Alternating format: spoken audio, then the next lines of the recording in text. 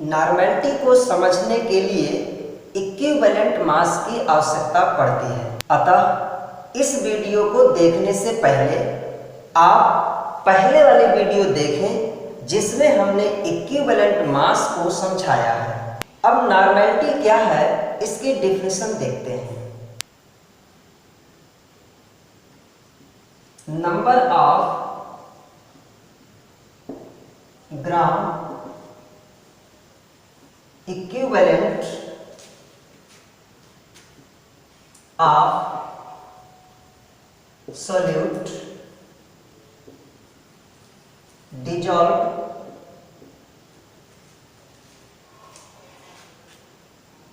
in 1 liter of solution is called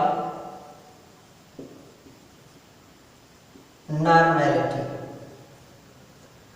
normality को हम capital N से डिनोट करते हैं। 1 लीटर सॉल्यूशन में किसी सॉल्यूट के ग्राम इक्विवेलेंट जितने डिसॉल्व होते हैं वही उसकी नॉर्मेलिटी होती है। अब इस डेफिनेशन के अनुसार नॉर्मेलिटी का फार्मूला क्या होगा? नॉर्मेलिटी जिसको हम कैपिटल एन से डिनोट करते हैं equal number of gram equivalent divided by volume of solution. अब यदि नंबर ऑफ ग्राम इक्विवेलेंट को सिंप्लीफाई करने के लिए हम यहाँ कैपिटल जी से डिनोट करते हैं और वॉल्यूम ऑफ द सॉल्यूशन को कैपिटल वी से डिनोट करते हैं। यह सॉल्यूशन किस में रहेगा? लीटर में रहेगा। अब यहाँ ये देख लेते हैं कि ग्राम इक्विवेलेंट क्या होता है। तो gram equivalent g equal mass of solute divided by equivalent mass of solute। mass of solute को हम स्मॉल w से डिनोट कर दें और equivalent mass of solute को em से डिनोट कर दें। तो G का जो शॉर्ट फार्मूला मिल जाएगा W/EM। ठीक इसी तरह यहां पर क्या होगा? नंबर ऑफ ग्राम इक्विवेलेंट को हमने G से डिनोट किया है तो यहां हम लिख सकते हैं N equal G/, volume of the solution को डिनोट किया है V से। V किस में रहेगा ध्यान रखना है, अभी लीटर लिखना है। तो gram equivalent divided by volume of the solution. Gram equivalent का मतलब है ग्राम तुल्यांक। अब यहां पर हमने G/V रख दिया। G की वैल्यू हम यहां रखेंगे W/EM। ये हमने रख दिया W/EM इनटू कैपिटल V। अभी वॉल्यूम आप यहां लीटर में रख रहे हैं। लेकिन सोचने वाली बात है कि क्या सारे सॉल्यूशंस आप 1 लीटर 2 लीटर्स 3 लीटर्स ऐसे बनाएंगे? लैब में लीटर में सॉल्यूशन नहीं बनाए जाते। यदि किसी क्लास में 50 स्टूडेंट्स हैं और सभी स्टूडेंट्स को 1 लीटर सॉल्यूशन बनाना पड़े तो आप समझ सकते हैं कि कितना सॉल्यूशन बर्बाद हो जाएगा। इसलिए मिलीलीटर में सॉल्यूशन तैयार किए जाते हैं एक्सपेरिमेंट में। इसका मतलब है हमें क्वेश्चन में सॉल्यूशन का वॉल्यूम मिलीलीटर में दिया होगा। यदि लीटर में दिया है तो कोई बात नहीं, और यदि मिलीलीटर में दिया है तो आप उसको यहाँ मिलीलीटर में नहीं रख सकते हैं। मींस यह फार्मूला सॉल्यूशन के वॉल्यूम को मिलीलीटर में रखने की इजाजत नहीं देता है। तो ऐसी स्थिति में हम क्या करेंगे? यहां पर n इक्वल W/EM EM मतलब इक्विवेलेंट मास। अब यहां हमने रख दिया V वॉल्यूम। वॉल्यूम हमें दिया गया मिलीलीटर में, लेकिन यदि यह मिलीलीटर में दिया है, क्योंकि हमें यहां रखना है लीटर में, तो इस मिलीलीटर को लीटर में कन्वर्ट करना है तो आपको 1000 से डिवाइड करना पड़ेगा, जो यह 1000 यहां पहुंच जाएगा।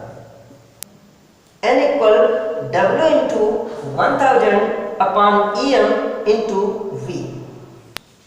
तो अब हम समझेंगे कि नॉर्मेलिटी की यूनिट क्या होती है, क्योंकि हमारा फार्मूला होता है normality equal gram equivalent divided by volume of the solution. अब ग्राम इक्विवेलेंट की यूनिट हम लिखते हैं gram equivalent divided by volume of the solution. अब वॉल्यूम हमको किस में रखना है? लीटर में, तो हमने यहां पर रख दिया लीटर, जिसे हम लिख सकते हैं शॉर्ट में ग्राम इक्विवेलेंट लीटर इनवर्स। ये इसकी यूनिट होगी। Effect of temperature on normality means normality में टेम्परेचर का क्या इफेक्ट होता है, ये हमें अब समझना है। सपोज हम एक सॉल्यूशन बनाने जा रहे हैं। हमने यहां पर एक बीकर लिया। इस बीकर में suppose 117 gram sodium chloride dissolve कर दिए। अब यहां थोड़ा सा देखते हैं कि इस सॉल्यूशन का ग्राम इक्विवेलेंट कितना होगा। इसका ग्राम इक्विवेलेंट होता है W upon EM means sodium chloride के ग्राम इक्विवेलेंट मीन्स ग्राम तुल्यांक, ग्राम इक्विवेलेंट को डिटरमाइन करने के लिए मास की आवश्यकता पड़ेगी, जो यहां पर आपको दिया हुआ है, और इक्विवेलेंट मास की आवश्यकता पड़ेगी। ये हम दोनों देख लेते हैं। मास आपको दिया है, इक्विवेलेंट मास हम निकाल लेते हैं। सोडियम क्लोराइड का इक्विवेलेंट मास सबसे पहले हम यहां पर सोडियम क्लोराइड को आयनाइज्ड कर देते हैं Na+Cl-, क्योंकि इक्विवेलेंट मास डिटरमाइन करने का फार्मूला होता है molar mass upon highest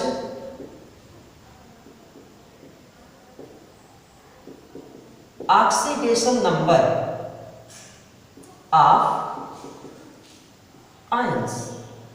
ions की हाईएस्ट ऑक्सीडेशन नंबर आप देखें Na+ में 1 यूनिट पॉजिटिव, Cl- में 1 यूनिट नेगेटिव, मतलब 1 यूनिट दोनों में है। हाईएस्ट जो मैग्नीट्यूड है वो 1 ही है यहां पर। अब आप रखेंगे equivalent mass equal molar mass, तो थोड़ा सा हम इसका मोलर मास देख लेते हैं। मोलर मास सोडियम क्लोराइड का, सोडियम का 23 ग्राम प्लस क्लोरीन का 35.5 ग्राम, टोटल आ गया 58.5 ग्राम। अब यहां पर मोलर मास की जगह हमने रख दिया 50, मोलर मास की जगह रख दिया 58.5 divided by highest oxidation number of ions. इन दोनों में से हाईएस्ट ऑक्सीडेशन नंबर 1 ही है, तो आप यहां पर रख देंगे 1, और ये हो गया 58.5 मीन्स सोडियम क्लोराइड का जो मोलर मास है वही उसका इक्विवेलेंट मास है। अब ये 58.5 यहां पर रख करके देखते हैं, तो G इक्वल हो गया W/EM, ये हो गया 117 डिवाइडेड बाय इसका EM आपने कैलकुलेट किया 58.5। अब आप समझिए, इसको यदि आप डिवाइड करेंगे ये आ जाएगा 2 मीन्स G की वैल्यू इस सॉल्यूशन में 2 आएगी। अब वो कैसे देखते हैं थोड़ा सा।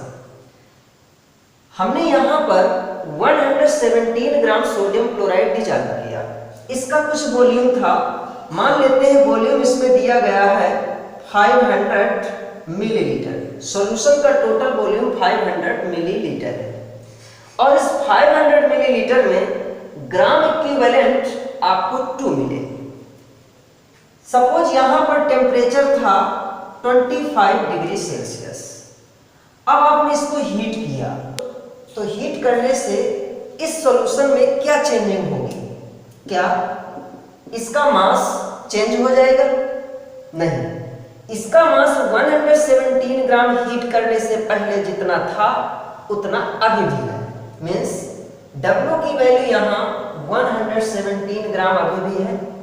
मीन्स यहाँ हम यदि G की वैल्यू पता करें तो G इक्वल W/EM इसमें भी, यानी हीट करने के बाद 117 इसका मास हो गया।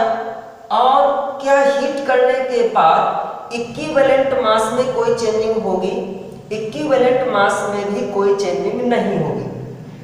तो हम यहाँ पर उसका इक्विवेलेंट मास भी रखते हैं 58.5। इसका भी आंसर आया 2।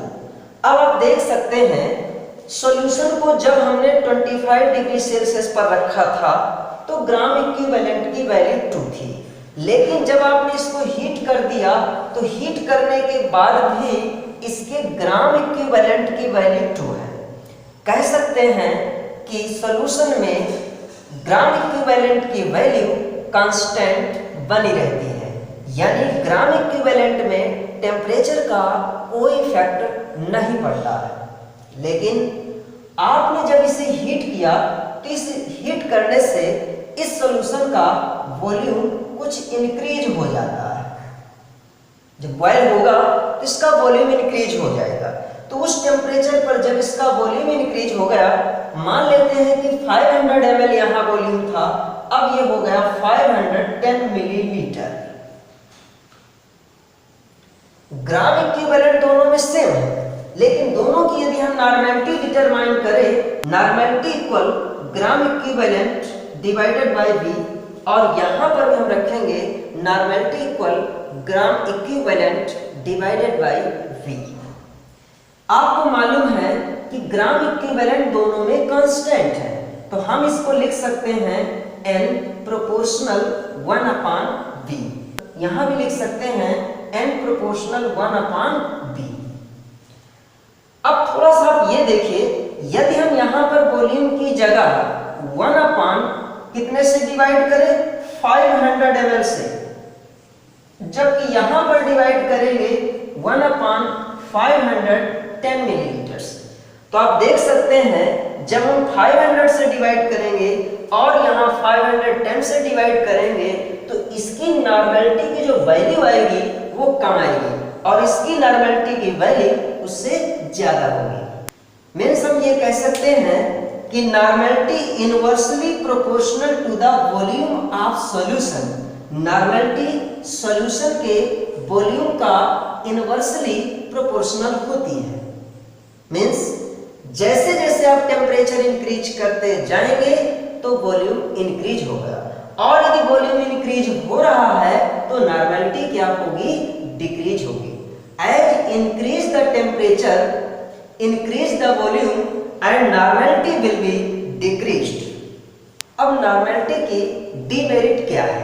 नॉर्मेलिटी कंसंट्रेशन वाला सॉल्यूशन तैयार करके हमने रख दिया, लेकिन सपोज यदि टेम्परेचर इंक्रीज हो जाए तो आपको पता है टेम्परेचर इंक्रीज करने से वॉल्यूम इंक्रीज हो जाता है, और जैसे वॉल्यूम इंक्रीज होता है नॉर्मेलिटी डिक्रीज हो जाती है। हम जब भी कोई एक्सपेरिमेंट करेंगे तो हम उस एक्सपेरिमेंट में हमने जिस नॉर्मेलिटी का सॉल्यूशन तैयार किया है, हम अपने माइंड में यही सोचकर चलेंगे कि हमारे सॉल्यूशन की कंसंट्रेशन, मैं एक एग्जांपल ले लेता हूं, 2 ग्राम इक्विवेलेंट पर लीटर है, लेकिन हम तो 2 ग्राम इक्विवेलेंट पर लीटर मान करके चलते हैं। लेकिन जैसे हमने टेम्परेचर इंक्रीज किया उस सॉल्यूशन का वॉल्यूम इंक्रीज हुआ, और वॉल्यूम इंक्रीज होने से उसकी नॉर्मेलिटी डिक्रीज हो गई। मीन्स ये हो गई 1.5 ग्राम इक्विवेलेंट पर लीटर। लेकिन जब हम कोई कैलकुलेशन करते हैं तो हम तो उसको 2 ग्राम इक्विवेलेंट पर लीटर मान करके चले हैं, जबकि वहां पर इंटरनली उस सॉल्यूशन की कंसंट्रेशन चेंज हो चुकी है, जिससे कि हमारा जो एक्सपेरिमेंट होगा वो रॉन्ग होगा। यही इसकी डीमेरिट है कि नॉर्मलिटी टेम्परेचर इंक्रीज करने से डिक्रीज हो जाती है या टेम्परेचर चेंज करने से नॉर्मलिटी भी चेंज हो जाती है। रिप्रेजेंटेशन ऑफ एन, एन को हम किस किस तरह से रिप्रेजेंट कर सकते हैं और एन के क्या क्या मीन्स होते हैं, ये हमें यहाँ देखना है। आपने कई क्वेश्चन में देखा होगा कि उसमें लिखा रहता है 2n सॉल्यूशन। इस 2n सॉल्यूशन का क्या मतलब है? जब कभी हम यहां पर लिखते हैं नॉर्मलिटी इक्वल 2n, तो इस समय n का मतलब है ग्राम इक्विवेलेंट पर लीटर। मीन्स यह n इस नॉर्मलिटी की यूनिट को रिप्रेजेंट करता है। लेकिन जब कभी हम लिखते हैं n इक्वल और लिखते हैं 2 ग्राम इक्विवेलेंट पर लीटर, तो उस समय यह n किसको रिप्रेजेंट करता है? नॉर्मलिटी को रिप्रेजेंट करता है। मीन्स आप ये कह सकते हैं जब कभी इक्वल के बाद न्यूमेरिक वैल्यू के साथ n लगा होता है तो उस n का मतलब होता है unit of normality gram equivalent पर लीटर। लेकिन यदि यह कैपिटल N इक्वल के पहले रखा होता है तो उस समय इस n का मतलब होता है नॉर्मलिटी। नॉर्मलिटी के आधार पर सॉल्यूशन के कौन कौन से नेम दिए जाते हैं इस टॉपिक में देखेंगे। एक होता है नॉर्मल सॉल्यूशन। नॉर्मल सॉल्यूशन को 1n सॉल्यूशन कहा जाता है। अब 1n क्या है? 1n का मतलब है एक ऐसा सॉल्यूशन जिसमें 1 gram equivalent 1 gram equivalent solute dissolved in 1 liter solution। एक होता है देसी नॉर्मल। अब देसी नॉर्मल का मतलब है 1/10n, जिसे आप लिख सकते हैं 0.1n। अब इसका अर्थ क्या है? 0.1n gram equivalent of solute dissolved in 1 liter solution. एक इसी तरह होता है सेंटी नॉर्मल। अब सेंटी नॉर्मल का मतलब है 1/100n, जिसे लिख सकते हैं 0.01n। इसका मतलब है 0.01n 0.01 gram equivalent solute dissolved in 1 liter solution। ठीक इसी तरह एक और होता है, इसका मतलब है 1/1000n। जिसे आप लिख सकते हैं 0.001 एम, और इसका मतलब है 0.001 gram equivalent of solute dissolved in 1 liter of solution.